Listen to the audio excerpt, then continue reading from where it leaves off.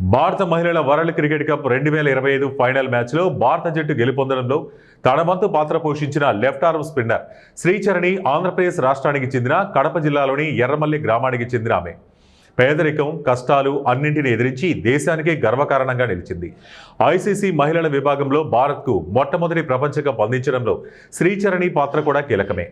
ఆంధ్రప్రదేశ్లోని కడప జిల్లా క్రీడా రంగంలో పెద్ద పేరున్న ప్రాంతం కాదు. కానీ ఈ జిల్లాలోని వీరపనాయని మండలం ఎర్రమల్లి గ్రామం నుండి వచ్చిన నల్లపురెడ్డి శ్రీచరణి భారత క్రికెట్ చరిత్రలోనే ఒక అధ్యాయాన్ని లిఖించింది.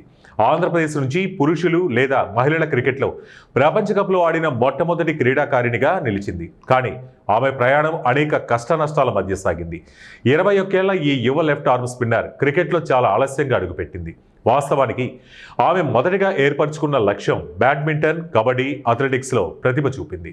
అయితే 16 ఏళ్ల వయసులో మాత్రమే ఆమె క్రికెట్పై ఆసక్తి పెంచుకుంది. ఆమె నిర్ణయానికి మామయ్య కిషోర్ కుమార్ రెడ్డి ప్రధాన కారణంగా నిలిచాడు. ఆమె క్రికెట్ని ఎంచుకోవడానికి ప్రధాన అడ్డంకులు ఆర్థిక సమస్యలు, కుటుంబం నుంచి మొదట్లో వచ్చిన వ్యతిరేకత. ఆమె తండ్రి థర్మల్ పవర్ ప్రాజెక్టులో చిన్న ఉద్యోగి. క్రికెట్ క్రీడ పురుషులకు సంబంధించింది కావడంతో కుటుంబ సభ్యులు ముందుగా మద్దతు ఇవ్వలేదు. కానీ కుటుంబ సభ్యులను ఒప్పించడానికి ఏడాది కాలం పట్టింది. చరణి చెప్పిన ప్రకారం ఆమె క్రీడా జీవితాన్ని ప్రారంభించే సమయంలో తన కుటుంబం అప్పులతో బాధపడేది.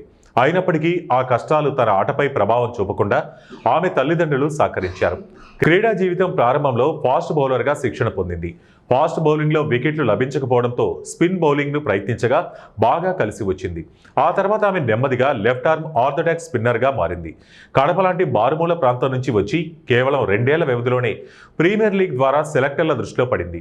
అంతర్జాతీయ క్రికెట్కు ఎంపిక కావడం ఆమె అచంచలమైన పట్టుదలకు, కష్టపడే తత్వానికి నిదర్శనం. ఆర్థిక కష్టాలు ఆమె ఆశయాన్ని ఆపలేకపోయాయి.